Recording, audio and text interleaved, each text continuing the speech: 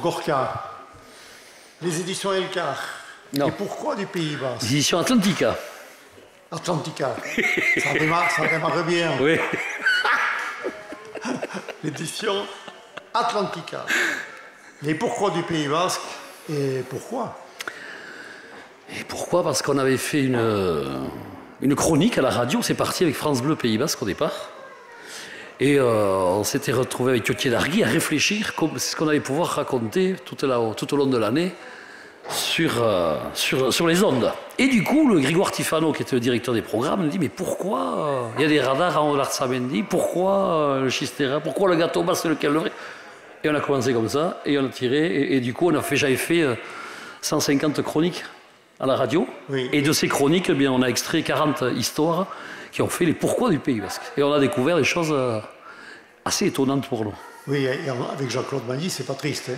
Non, Jean-Claude Mailly, effectivement, c'est pas trop triste, puisque chaque fois qu'on se voit, on rigole. Donc déjà tous les matins, on démarre avec dans la bonne humeur.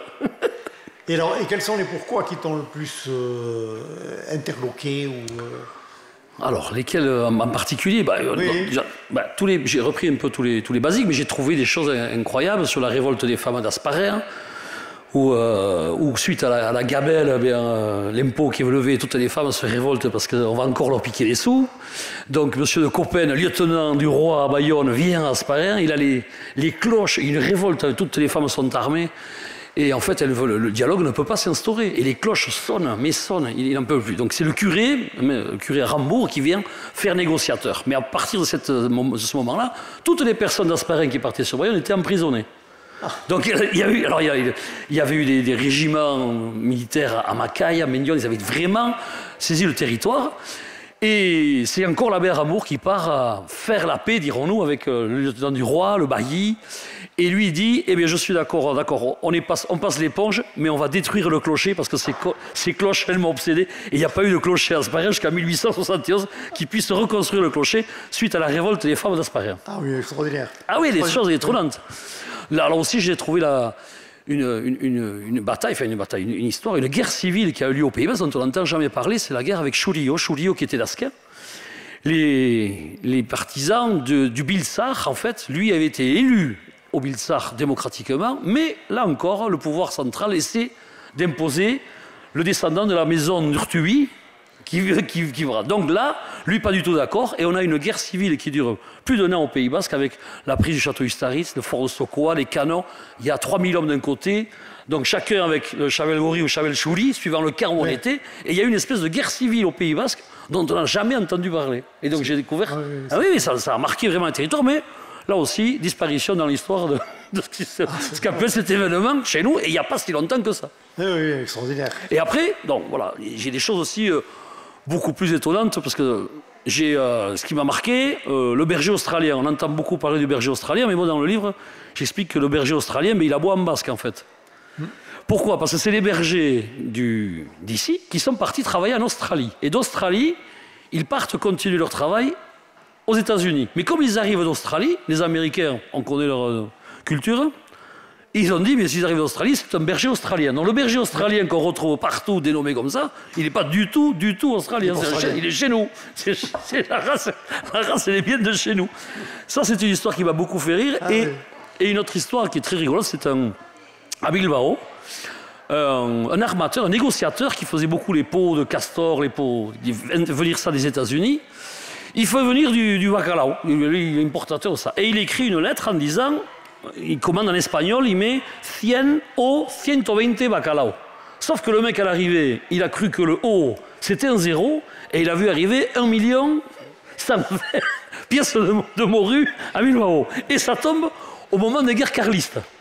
Donc au moment des guerres carlistes, Bilbao est assiégé, et qu'est-ce qui reste à manger? Le bacalao. Et c'est pour ça qu'on a aujourd'hui en Biscaye autant de recettes. Al pilpil, al tomate, à la biscaïna, tout le monde a inventé des recettes pour le bacalao suite à cette erreur d'importation et au siège de Bilbao. Voilà. Extraordinaire. Extraordinaire, c'est devenu traditionnel. Et alors, c'est pourquoi les Pays Basques? J'ai l'impression que c'est sans fin. Ça, c'est un tome 1. Sans fin, oui, c'est pas faux. Mais j'en avais fait 150, mais j'en trouve encore d'autres. Encore d'autres questions à se poser, parce qu'en fait, il y a des choses qu'on pense connaître. Et si on va un peu plus loin, on s'aperçoit qu'il y a toujours quelque chose d'inconnu derrière. Donc je continue de travailler, donc je vais attaquer certainement la suite de cet ouvrage. Oui, il y a de quoi faire. On découvre tous les jours quelque chose. Ça, c'est sûr. Oui, parce que dans tous les villages, dans tous les coins du Pays Basque, il y a des histoires. Il y a des endroits, c'est une des premières questions qu'on s'était posées avec Yotier Draghi. Pourquoi il y a un quartier qui s'appelle Gibraltar? Alors, quelle est la signification de Gibraltar?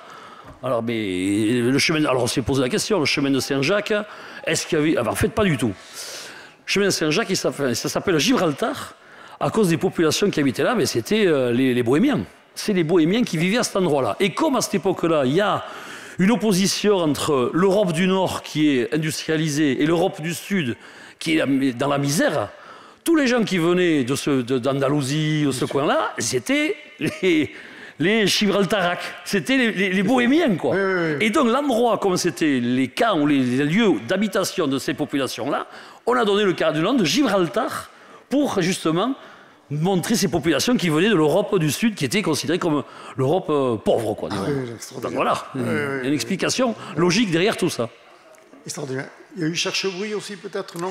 À Cherchebruy, ça va intéresser à ça. On est à côté, là. Hein. On est à côté. Alors aussi, on s'est gratté la tête. Cherchebruy. Mais pourquoi ça s'appelle Cherchebruy? Alors il y a plusieurs... Je ne dis pas que j'ai trouvé les bonnes solutions. J'ai trouvé 3 éléments de réponse. Un, comme on est pendant la guerre napoléonienne, ça aurait pu être des espions qui écoutaient dans les bois, qui cherchaient les bruits de l'armée ennemie. Un Cherchebruy, c'était aussi un endroit, une espèce de taverne, où tout le monde se battait. Enfin, c'était un endroit où il y avait toujours une animation musclée, généralement. Ça finissait pas toujours très bien. Et ça serait... Bon, l'explication sur ces 2 ou 3 pistes qui puissent exister. Mais le vrai truc important sur le quartier Cherchebruy, c'est que Saint-Pé n'avait pas d'accès à la frontière. Le territoire de Cherchebruy appartenait à Sarre. Oui, mais à une certaine époque, il y avait les travailleurs de la nuit.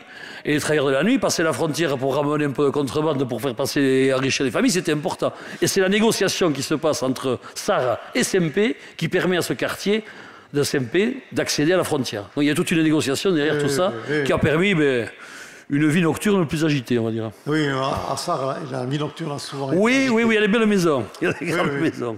Paul Dutournier doit se retourner à sa tombe. Il y a quelques histoires à raconter, surtout. Oui, tout à fait. Et écoute, voilà, les pourquoi du Pays Basque. Si vous avez des questions à poser à Gorka, il est à votre disposition. Et voilà. Oui, à votre disposition, oui. Enfin, façon de parler. Voilà. Bon, je crois que... Bon. Il n'y a plus de pourquoi. Écoute, merci beaucoup, Gorka, d'avoir présenté ton livre, Les Pourquoi du Pays Basque, aux éditions Atlantica, et tu es à la table? Table Atlantica, table 10. Atlantica, table 10. Voilà. Table 10, il est là pour vous le dédicacer. Parfait. Voilà. Mileshker. Voilà. Magnifique.